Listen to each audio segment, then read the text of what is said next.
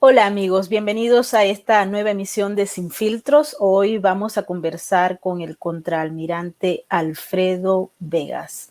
Él es venezolano, retirado, vive en los Estados Unidos y tiene una amplia experiencia en materia de defensa, conocimiento que adquirió a lo largo de su carrera. Participó en 4 guerras, entre las cuales se destaca la Guerra de las Malvinas.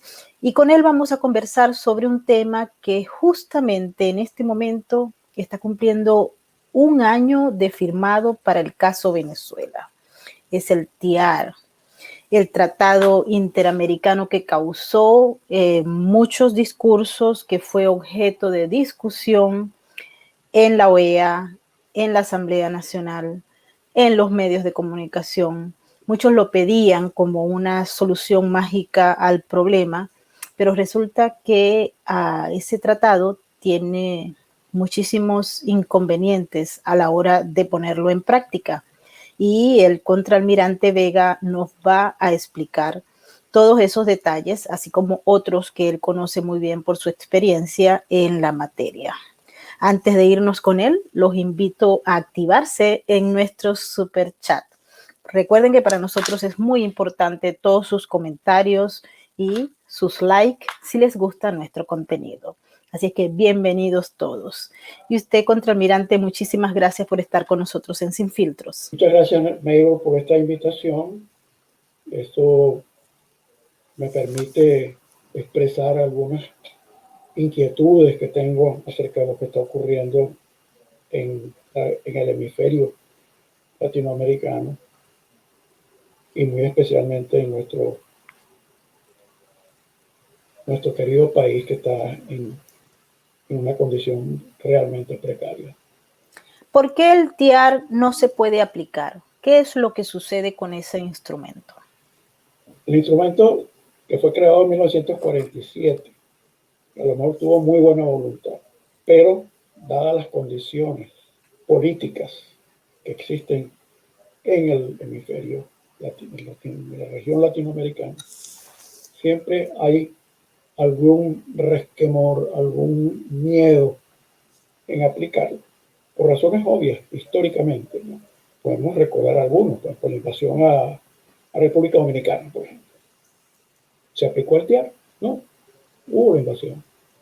Cuando hubo la invasión a Panamá, ¿se aplicó el TIAR? No, simplemente actuó unilateralmente un país, tan sencillo como eso. Entonces, ¿cómo podemos olvidar hechos históricos? Imposible. Y por eso, entre toda la lista de sanciones que pueden aplicar a los países que estén en el problema bélico, la última es la aplicación de la aplicación militar. Contraalmirante, si eso es así y el TIAR no se puede aplicar y no se ha hecho históricamente, ¿cuál sería la razón por la cual tomó prácticamente toda la discusión nacional e internacional el año pasado? Se aprobó, se hizo lobby, los Estados Unidos estuvieron allí con los miembros del Grupo de Lima, no todos, pero sí estuvieron allí, participaron y firmaron un documento con el gobierno interino para la aplicación del TIAR. Ellos excluyeron la parte militar, pero hubo una supuesta aplicación o un acuerdo para que este TIAR se aplicara en el caso de Venezuela. Vino la pandemia, nada más se escuchó sobre el TIAR y estamos a un año justamente de esa firma acá en la ciudad de Nueva York. ¿Cuál sería el sentido de hacer todo esto y de ubicar esa narrativa en todos los medios de comunicación? La cuestión está muy clara. Se aprueba aplicación del TIAR, pero ninguno de los puntos que dice el TIAR se ha aplicado. ¿Por qué no aplica a nosotros lo que dice el artículo 8? ¿Por qué no aplican? Hay un montón. El último punto aplica el uso de la Fuerza Armada. ¿Y los demás por qué no se han aplicado? ¿Podría explicarle a todos los que nos están viendo en estos momentos qué es exactamente el TIAR y a qué se refiere? Bueno, este fue producto de la reunión que hubo en Río de Janeiro para mantenimiento continental de seguridad y paz. Ese fue el origen. Eso fue en Río de Janeiro, 1947. Y aprobaron este documento. Sin embargo, su aplicación nunca ha ocurrido. Nunca ha ocurrido. O Lo sea que que quiere son, decir que es un instrumento que desde su aplicación no ha tenido uso y fue utilizado como un elemento discursivo en los últimos meses para tratar el tema de Venezuela y plantear una salida que nunca iba a ocurrir bajo ese instrumento. básicamente es eso. Crear un instrumento que nunca se va a aplicar. Como la historia lo presenta exactamente qué ocurrió. ¿Y cuál es la razón? O sea, yo quisiera que le explicara a la gente que nos está viendo en estos momentos por qué, cuál es la razón. ¿Por qué usted dice que eso es inaplicable? No, es aplicable. Lo que no existe es la voluntad de los países que son firmantes del TIAR. Ahí sí existe siempre un temor, un temor. Si lo aplicamos a él, en el futuro me lo podrán hacer a mí. O sea, es un mecanismo como para cubrirse las espaldas cada gobierno de que no se aplique a otro país. Exactamente. Pero todavía mi pregunta va más allá. Todavía mi comentario va más allá. Si el artículo 8 tiene un montón de medidas que se pueden aplicar al país que tenga los problemas, ¿por qué, no, por qué dejan a un lado la aplicación militar y aplican todos los demás?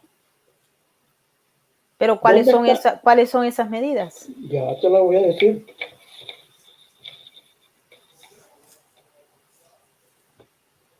Ruptura diplomática de relaciones, ruptura consular, parcial o completa, interrupción de todo intercambio económico, sea comunicaciones, sea por ferrocarril, aire, postal, telegráfico, telefónico, radiotelefónico, etc. Y el último es uso de la Fuerza Armada.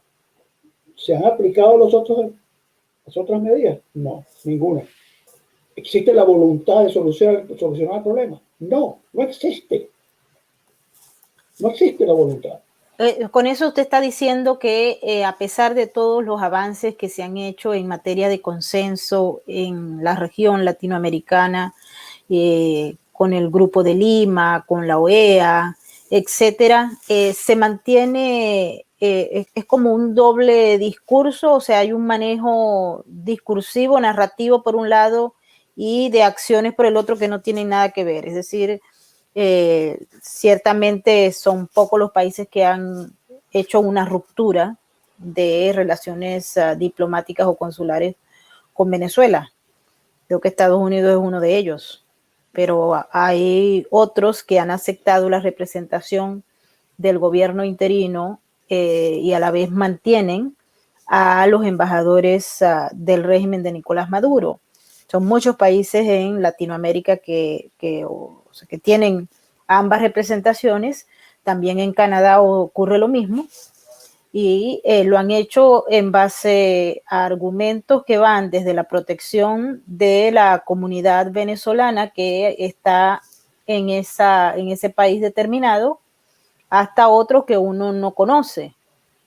Si se ve el servicio consular, por ejemplo, en Canadá, ellos mantienen abierto ese servicio a pesar de que no es el más óptimo, siguen emitiendo pasaportes, pero en paralelo tienen a un representante de Guaidó que anda por allí, pero está reconocido, pero a la vez no puede ejecutar ningún tipo de funciones ni de embajada ni de consulado. Entonces, ¿de qué estamos hablando? Bueno, a mí me parece que hay mucha hipocresía en eso. La verdad es que lo tengo que ver así, tengo que decirlo porque no me queda otra. Existe un gobierno interino, pero sin poder. Nombra embajadores en diferentes países que realmente no tienen mecanismos para satisfacer a las necesidades que tiene el país fuera de su frontera. Entonces, ¿quién tiene el mando realmente? El régimen, que tiene por lo menos una oficina. El otro no tiene ni oficina, excepto el de Washington, que está disfrutando de la mansión del embajador. O sea, no existe el mecanismo real. Eso son palabras. Son palabras. Ahora, yo me pregunto, ¿estos funcionarios con rango de embajadores están recibiendo sueldo? Y si reciben sueldo, ¿quién lo está pagando? ¿El Erario Nacional de Venezuela? No. Tiene que haber otros mecanismos, porque no pueden vivir del aire. Hasta donde tengo entendido, señor Vega, hay muchos embajadores con los que he hablado, a ver si reciben o no pago, y me han dicho que no. Hasta donde sé. Al menos lo que ellos me han dicho. Pregúntale a Vecchio si recibe pago. Le pregunté aquí en Sin Filtros, invitamos a el embajador y le pregunté y él dijo que no, que él se financiaba de otros negocios que él tenía. Entonces no, aparentemente no han recibido. Eso es lo que dicen todos. Usted me hablaba sobre la Junta Interamericana de Defensa, sí, que es una instancia sobre la cual recae una parte de esta responsabilidad. Usted me decía que había estado por allá y que consiguió varios cambios. Bueno, algo hizo la delegación de Venezuela, pero no sería elegante que yo dijera que fue la iniciativa venezolana. No sería elegante. Pero sí te puedo decir que primero, la Junta Interamericana se crea en 1942. El firmante por Venezuela fue el finado embajador Jóvenes Escalante. Eso fue en 1942, o sea, posterior al ataque de Pearl Harbor. O sea, a Estados Unidos le interesaba no el potencial militar de Latinoamérica, pero sí por la parte de inteligencia al ingresar a la Segunda Guerra Mundial luego del ataque de Pearl Harbor. Por eso es que se crea la Junta. Por eso la Junta es más antigua que la misma OEA y más antigua que el TIAR. Eso te da una idea de la aplicación de lo que puedan ser mecanismos. Lo que te adelanté cuando hubo el ataque a las Malvinas, estaba la Junta de visita en una base aérea que queda en esa localidad, una base aérea muy importante, y la Fuerza Expedicionaria Inglesa penetró en el área de seguridad del TIAR. ¿Cuál fue mi reacción? Hablé con el presidente de la Junta, se llama Kennedy, y le dije que era una reunión del Consejo Delegado. Ya, se hizo la reunión y la conclusión fue regresar al grupo de Estado Mayor a Washington para que estudiara el problema e hiciera planes. Así es como tiene que funcionar eso. Sin embargo, eso no ocurrió. Muchas discusiones en el Consejo Delegado. El clásico guabineo de los jefes de delegación. Yo tengo que consultar con mi país. Bueno, estás representando a tu país aquí. Estudia el problema y emite opinión, por lo menos. No, eso no ocurrió. Entonces, de acuerdo a su criterio, el tratado y ese documento que se firmó hace un año no tiene ningún sentido, hay que buscar una salida.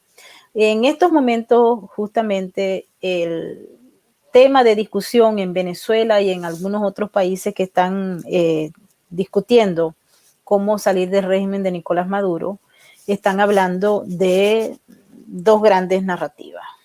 Una, electoral, diálogo, acciones desde el punto de vista diplomático que conllevan a una salida electoral, Ayer fuimos sorprendidos por las declaraciones de un ministro turco que señalaba que tanto el dirigente opositor Enrique Capriles Radonsky como Stalin González habían estado conversando y se llegó a un acuerdo para la liberación de presos políticos en función de otras decisiones que todavía no se conocen con claridad porque nadie las ha explicado. Y está el caso del planteamiento de María Corina Machado y los grupos que la acompañan, en el que ellos plantean que aquí lo que hace falta es una salida de carácter de intervención militar. El mismo encargado del caso Venezuela en la Casa Blanca ha dicho que no, que eso es una fantasía. Entonces, cuando se escucha que este instrumento, el TIAR, tampoco tiene sentido, ¿cómo se evalúa esto, ¿no? ¿Qué es lo que hay? O sea, están todos los elementos previstos para que la única salida sea desde el punto de vista diplomático, electoral, etcétera, aún teniendo en cuenta que el régimen lo que hace cada vez que se producen este tipo de negociaciones, etcétera, es ganar tiempo para seguir avanzando en su proyecto original? Mira, amigo, hay una realidad que no podemos escapar de ella. Realmente el país más importante en alguna solución es Estados Unidos. Pero Estados Unidos está ahorita embarcado en el problema eleccionario. ¿Qué es más importante para Estados Unidos, sus elecciones o el problema de Venezuela? Eso es una pregunta que tenemos que hacernos todos. Y por eso Elliot Abrams da esas respuestas que francamente no nos conducen a nada. No nos conducen a nada. Porque si el presidente alguna vez dijo, no se descarta la acción armada, ahora el señor Elliot Abrams habla de realismo mágico de García Márquez. Entonces, ¿vamos hacia la solución o vamos a la perpetuidad del problema? ¿O vamos a un manejo del conflicto por parte de algunos actores para que se mantenga el problema y el mismo conflicto como tal? Es decir, alargarle la vida. Claro que todo, hasta ahorita, quien ha demostrado más independencia, no por Maduro, sino por Jorge Rodríguez. Ahí donde está la materia gris está ahí. Porque hasta ahora, con las medidas que ha tomado el régimen, ha sido para mantenerlos a flote. Hasta la pandemia está en favor de ellos. Y algo que quería tocar con usted, justamente tiene un amplio conocimiento de la Fuerza Armada que existía antes de la Revolución y la que existe ahora, que está bañada de ideología marxista, de aliados diferentes a los que usted pudo conocer mientras estaba activo y planes geopolíticos que anteriormente era hasta imposible poder pensarlos. ¿Cómo ve usted justamente la Fuerza Armada Bolivariana en estos momentos? Qué bueno que me hiciste esa pregunta. Te la agradezco en el alma. Como ya conoces, pues yo pasé mis 30 años de servicio. Mis últimos 4 años, 7 meses fueron aquí en Washington. ¿Por qué yo decidí venirme a Washington? Bueno, entre otras, en una parte, yo diría hasta familiar, porque tengo un cuadro de 7 hijos, que pocos pueden decir que tienen tantos, pocos. Y yo, para educar a mis hijos, yo tengo que tener un cargo en el exterior. Lo busqué y lo logré. No fue fácil, lo logré. Y por eso pude educar a mis hijos aquí en Estados Unidos. Y hoy en día todos somos ciudadanos de este país, inclusive yo. Sin embargo, no olvido que nací en Venezuela. Nunca. ¿Cuál era el estado de las Fuerzas Armadas cuando yo me vine? ya habían problemas serios que nadie nos menciona. Inclusive individuos que fueron militares, que fueron actores en esos momentos. El facilismo es lo que lleva a la corrupción. ¿Cuántos elementos consiguieron cargos, condecoraciones, etcétera, a través de las queridas de los presidentes? ¿Tú te acuerdas de eso? Se nos puede olvidar a nosotros que existió eso. ¿Y cómo podemos llamar eso? ¿Cómo podíamos nosotros convalidar eso? Yo nunca lo vi bien, nunca. Pero mucha gente lo aceptó en los altos cargos y también en la sociedad, porque una parte de la sociedad siempre se mantuvo cómplice a esos desbarajustes de los líderes políticos y de la alta dirigencia militar.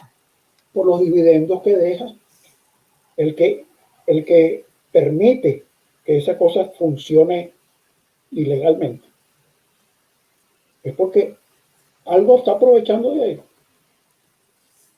Si una querida tiene oficina en Miraflores y yo soy jefe de la casa militar, le diría yo al presidente: mire, presidente, esta situación es insostenible. Por favor, reléveme. Si esto sigue así, reléveme el cargo. Yo, Alfredo Vega, lo hubiera dicho. Sin miedo. Pero los que estaban allí no lo hicieron. No. ¿Y usted dijo algo cuando llegó Chávez al poder? ¿Ya usted estaba allí? ¿O usted seguía allí o no? Déjame decirte, yo llegué en el año 1979 a Washington, pero en 1992, cuando el golpe del 4 de febrero, me ofrecieron un cargo en una compañía como gerente occidental de una compañía que vendía maquinarias de conformación industrial. Yo acepté el cargo, me fui a Venezuela. Y solía, los días sábados, reunirme con oficiales retirados en el ISO de Maracaibo. Y ahí conversábamos los problemas que había. Estábamos bien conscientes de lo que estaba ocurriendo. El doctor Caldera no podía concebir en su mente que él no fuera presidente por segunda vez. Y por eso mató a su hijo. Pues. Él fue el creador de COPEI, y él creó un nuevo partido para poder ser presidente. Y lo logró. ¿Tú sabes cuál fue uno de los grandes apoyos que tuvo Caldera? El golpe del 4 de febrero. Sí, eso es historia. Eso es historia. ¿Y quién libera a Chávez? Lo libera Caldera. Ahora, ¿por qué el pueblo responde hacia el llamado que hace Chávez? Porque estaba contento. Yo diría que no. Entonces, ¿por qué le vamos a hacer loas a la Cuarta República? Por Dios. La Cuarta República nos lleva a la Quinta República. Yo personalmente, yo voté por Chávez. Y luego se sintió satisfecho con el resultado de ese gobierno. No, por supuesto que no. Cuando vi, sobre todo después que le dan el golpe ese que lo llevó a los chilas, ya Chávez era diferente. Chávez no tenía un cuadro que lo acompañara para ser presidente. Es una realidad. Y si no, examinemos el famoso Plan Bolívar 2000, en que los militares que puso al frente de eso se cogieron los reales. Pero ¿usted cree entonces que Chávez era honesto y que se dañó en ejercicio del poder? No es que no. Mira, si tú tienes a un personaje que hasta los papas se desvíen por venir a dar la mano, como era el caso de Fidel Castro, figúrate cuando Fidel llama a Chávez.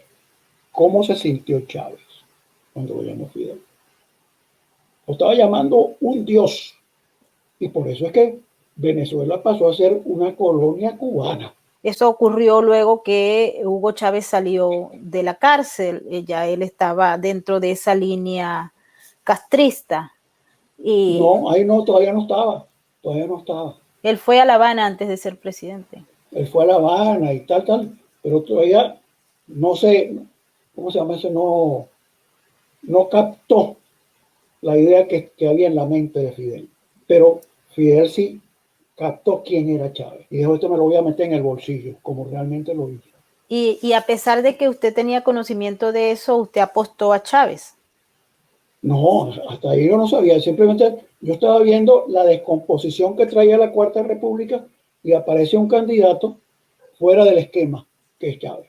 Y entre paréntesis, yo te puedo decir cosas que tendríamos que pensar que fueron buenas. Por ejemplo, la creación del hospital ese para los niños que hizo Chávez. Traíamos gente de todas partes del mundo para que le operaran los ojos. ¿Tú te acuerdas de eso? Sí. Bueno, eso no puede ser malo. Los CDI que abrió Chávez, eso Pero era malo. con los CDI, con médicos cubanos que tienen una larga trayectoria y que no ha sido calificada como muy buena. Pero también tenemos que la presencia de Cuba, de Fidel Castro y compañía, en las tomas de decisiones en Venezuela, desde el inicio de la llamada revolución, se la debemos a Chávez. Chávez también tenía como prontuario el hecho de haber atentado contra las instituciones democráticas, que si bien no funcionaban, eran instituciones democráticas a tales extremos que reconocieron que él había ganado unas elecciones en el año 98, pero luego de su llegada al poder empieza la deconstrucción de todo el proceso que había con el cierre del Congreso, con el cierre de la Corte Suprema de Justicia, con la creación de una constitución que le permitió ponerse ese ropaje, y de ahí en adelante empezaron a aparecer unos nuevos elementos que formaban parte de un plan, porque de lo contrario no hubiesen aparecido tal cual como fueron haciéndolo. La presencia de fuerzas extranjeras, los grupos criminales, estamos hablando de la FARC, posteriormente del ELN, la presencia de carteles. Anteriormente Venezuela era un país de tránsito para la cocaína que se producía en Colombia, en Ecuador y en Bolivia, y de inmediato pasó a ser parte de esas organizaciones de narcotráfico, criminales, etcétera. Es decir, el nacimiento de una revolución bolivariana con una ideología permite lo que se conoce como la transformación para convertirnos en un país como lo que somos hoy en día, un país paria. La estructura de esas organizaciones criminales fue creada por Hugo Chávez. Hoy en día el diagnóstico está muy claro. Sí, pero ese diagnóstico que tú has llegado es precisamente porque has ido hilando todos los acontecimientos, ¿verdad? Pero tú tienes que ver el Chávez que llega por unas elecciones que las ganó popularmente sin duda alguna. Eso no está en duda. Entonces, ¿tú te acuerdas el juramento de Chávez en el Congreso? Sí, Ya eliminar tenía, esa constitución y crear una a su propio ropaje. claro. Y por eso es que va a un referéndum para crear una nueva constitución Que donde perdió. bueno, yo no, hasta ahí no llego si perdió o ganó. Yo Porque estaba después, allá en Caracas y el referendo se dio en unos términos en los que desde el punto de vista legal no eran, a pesar del ropaje popular que tenía Chávez para la época.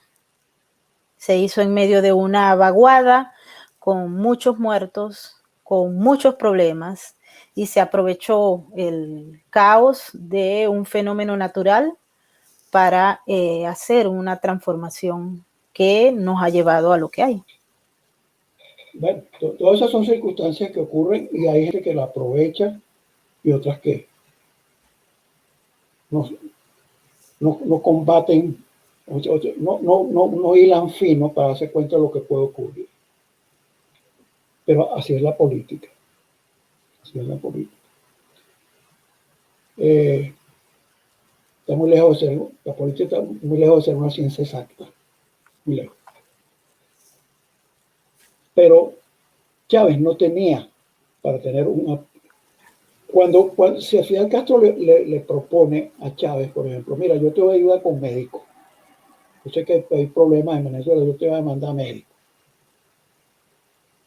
Y le pone, de paso pone su parte de leonina, pero me va a pagar tanto, ¿no? Eso nunca fue gratis, nunca. No, es que no es gratis en ningún país del mundo. Eso es un programa, aparte de tráfico humano, que se ha discutido tanto en la OEA como en otros escenarios internacionales, hasta un mecanismo para el financiamiento de la revolución, lavado de dinero y otro tipo de crímenes. Bueno, fíjate, ¿cómo siente el pueblo, el que vive en las humildes casitas o ranchos, y le ponen un módulo donde hay un médico? Bueno, qué bueno que me lo pusieron aquí, a la pata del cerro, en vez de tener que ir a coger una cola ahí en Caracas, en un dispensario. ¿Eso da popularidad o no da popularidad? Sí, da popularidad, obviamente él gozó de mucha popularidad, pero había cientos de médicos que hoy en día andan deambulando por todo el planeta buscando un espacio porque no lo consiguieron en Venezuela. Bueno, Venezuela es que, pagó miles de millones de dólares al régimen cubano por unos médicos que se beneficiaron por una ola, pero que también han sido investigados por otro tipo de acciones que no tienen nada que ver con la medicina. no, bueno, y aparte de lo que pudiesen llamarse médicos, pero es un médico de segunda, y por ahí han salido récipes escritos que se ve que no, que nunca vieron un libro de biología. Y se pagó muy caro por eso. Se sigue Carísimo. pagando. Y sigue pagando. Y sigue pagando. Entonces yo no le veo la bondad a ese programa, de verdad. Bueno, pero yo te lo estoy poniendo no como lo ves tú, Neiro, sino como lo ve el pueblo. Ahorita todavía existen chavistas que le ponen una velita a Chávez, ¿vale? Y que le ponen al lado a José Gregorio Hernández. Claro, eso es el resultado de una acción de propaganda y que dio resultados. Claro, el resultado también así que no hemos podido salir del chavismo. Ahora, vamos a la Fuerza Armada, ese camino del menor esfuerzo. ¿Cómo puedes pensar tú que un paísito de máximo 30 millones de habitantes tenga 2.000 generales y almirantes? Eso no lo tiene ni la NATO. Pero claro, ¿cuánto le cuesta a la nación tener un almirante o un general? Y de paso,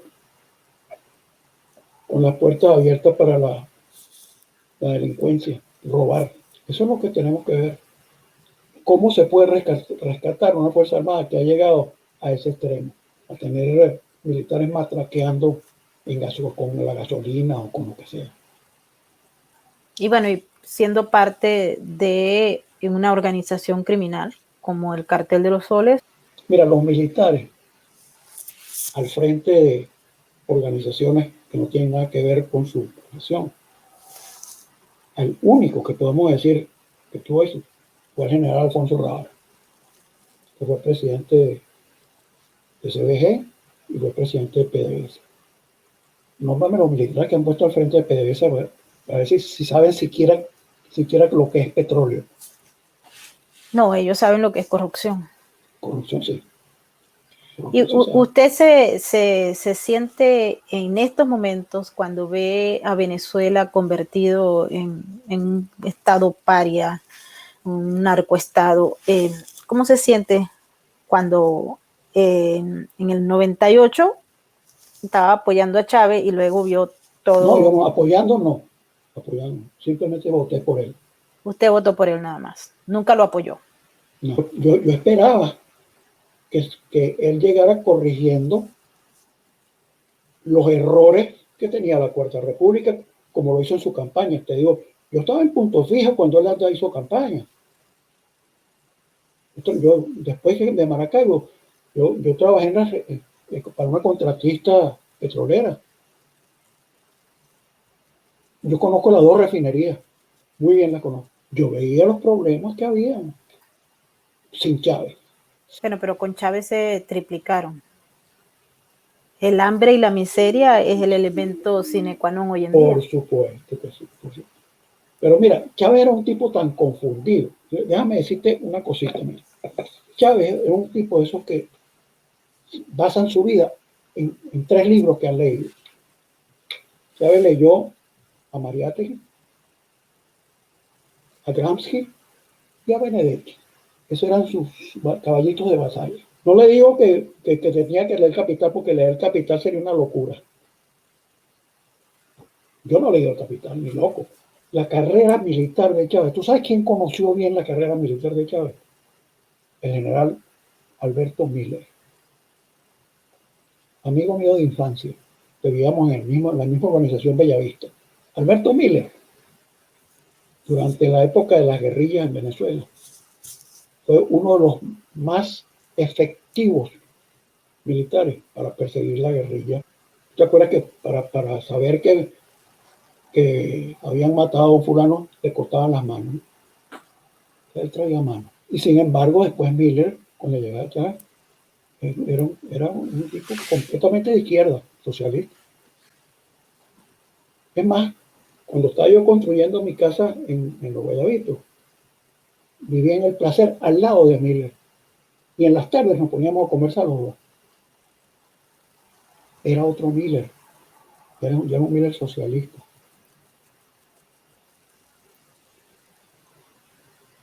Y te digo, yo conocí muy bien a Miller.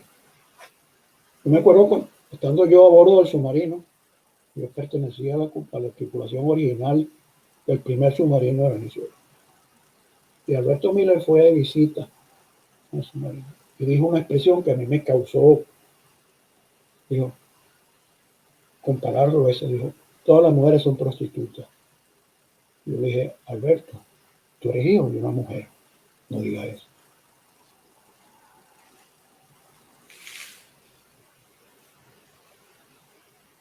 Alberto Miller estuvo en la Escuela Superior del Ejército y fue profesor de Chávez cuando hizo curso de Estado Mayor. El único curso de cierto valor que hizo Chávez. Figúrate si Alberto Miller conocía o no a Chávez. Chávez fíjate lo que te voy a decir, cuando Chávez iba a juramentarse, invitó al general Pérez Jiménez, que estaba exilado en España. Y Pérez Jiménez declinó. Entonces, ¿cómo entiendes tú ese Chávez que quiere democracia e invita a un dictador? ¿Cómo es eso? ¿Cómo se entiende eso? Eso nadie lo menciona. Nómbrame tú, amigo, un periodista que mencione eso. Ninguno. Yo sí me acuerdo. Yo sí me acuerdo muy bien. Te voy a decir otra cosa.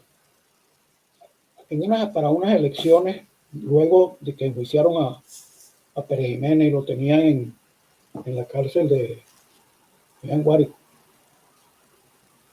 lo traían para el juicio. El mismo pueblo que se le alzó a Pérez Jiménez, cuando Pérez Jiménez lo traían, aplaudiéndolo en las calles. Y no solamente eso, cuando hubo elecciones, salió senador por el Distrito Federal. y el Congreso se reunió y anuló la elección de Pérez Jiménez como senador. ¿Qué político menciona eso? Ninguno. Ninguno. Pues, no les conviene. Ahora bien, o sea, para regresar a la pregunta original, ¿qué se hace con esas Fuerzas Armadas que están en el poder en estos momentos en Venezuela? Bueno,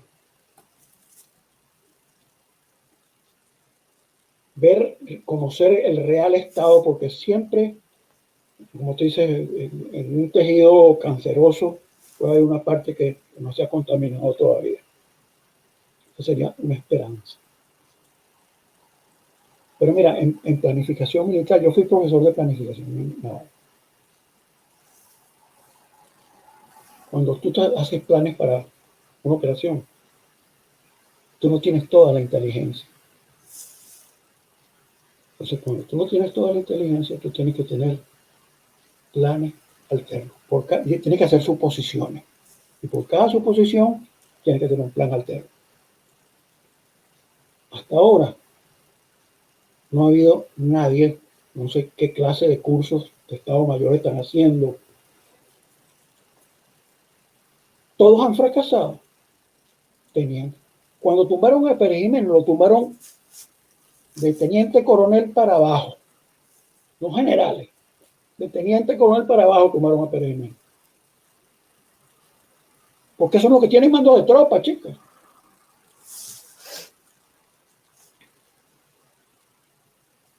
Yo no puedo creer que Padrino López tenga buena ascendencia sobre la tropa. Cuando deben estar comiendo muy mal. La tropa está comiendo muy mal.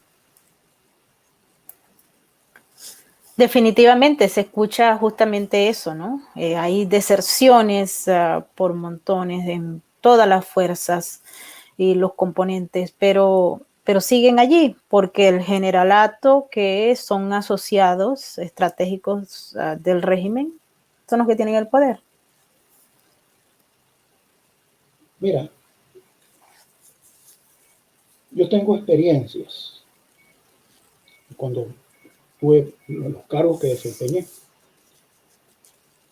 que cuando un general se equivoca,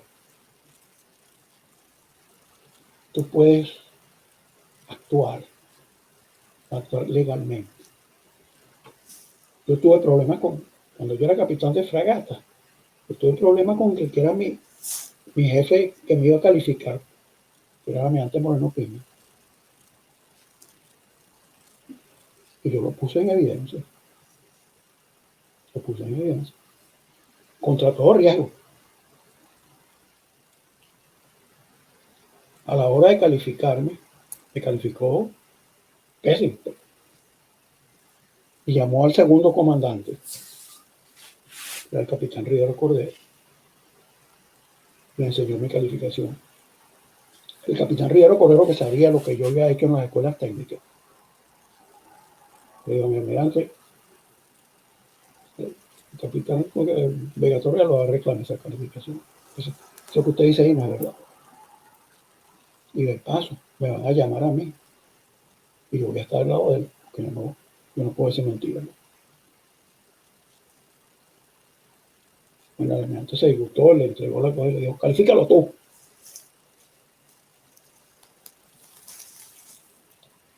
Entonces la solución que está planteada ahora es, primero para concretar qué es lo que usted piensa que puede hacerse entonces, ya no solamente con la Fuerza Armada en Venezuela, sino también para buscar una salida al caos que existe, si es que existe una salida desde el punto de vista que usted está evaluando. Bueno, la única, yo diría, lucecita que pues, se prende por ahí es la amenaza que existe sobre los países limítrofes. Colombia, por ejemplo, que históricamente era nuestro enemigo natural, O sea, nuestra hipótesis de guerra siempre era contra Colombia, básicamente. Pero que hoy en día las circunstancias son totalmente diferentes. Nosotros tenemos a la guerrilla colombiana vestida en territorio venezolano hasta el mero nepe. ¿Cómo ven eso los militares venezolanos? ¿Lo ven bien? Que esos guerrilleros son aliados. ¿Cómo pueden ver eso? Entonces, ante el peligro que está corriendo Colombia, que le ocurra lo mismo que está ocurriendo en Venezuela, debería haber una acción armada donde podrían participar venezolanos que están viviendo, pasando hambre en Colombia, pues, militares. Y eso tendría que ser apoyado por Estados Unidos. No hay otra, no hay otra. Brasil, no veo la voluntad política por parte del presidente de Brasil. No le veo, ¿no? Colombia sí, por la gran influencia que existe del problema sobre el territorio colombiano. Ahora, como te dije al principio, la participación de Estados Unidos es capital, necesario. Y usted que conoce bien los Estados Unidos y es ciudadano de acá, ¿usted cree que dentro de la oferta electoral que hay en estos momentos esa posibilidad existe? No sabemos exactamente qué es lo que va a ocurrir tras las elecciones de noviembre, pero son dos modelos de política exterior diferentes. Totalmente diferentes. Y te digo, difícil de tener un cuadro claro de lo que puede ocurrir en estas elecciones, porque ahorita Estados Unidos está viviendo una especie de crisis. Lo que está ocurriendo con la parte racial, no podemos ponerlo a un lado, tenemos que verla con sumo cuidado. Tú me podrías preguntar si a Trump le conviene la acción militar preelección. Yo lo veo muy dudoso. Muy dudoso. Y por eso son las respuestas de Abrams y del Story que es el embajador encargado para Venezuela. Son respuestas evasivas que distan mucho. Si tú comparas las declaraciones de Abrams hace 2 meses atrás, no se parecen a lo que está diciendo ahorita. No se parecen. ¿Será que entendieron que hubo una equivocación en la estrategia? Lo que pasa es que no hubo tal estrategia. Hubo muchas declaraciones, pero sin estrategia que respaldara eso.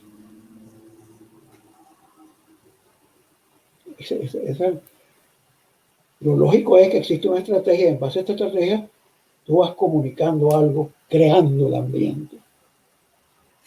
Eso no ocurrió. Eso no ocurrió. Ahora tú me dirás, ¿es tarde o temprano para hacerlo? Bueno, nunca es tarde. Lo que pasa es que las medidas, mientras más tarde, las medidas tienen que ser más radicales. Almirante Fowler, por ejemplo, ¿cuántas declaraciones ha dado Almirante Fowler? Y él es el comandante de la cuarta flota, que tiene que estar lista para cualquier eventualidad.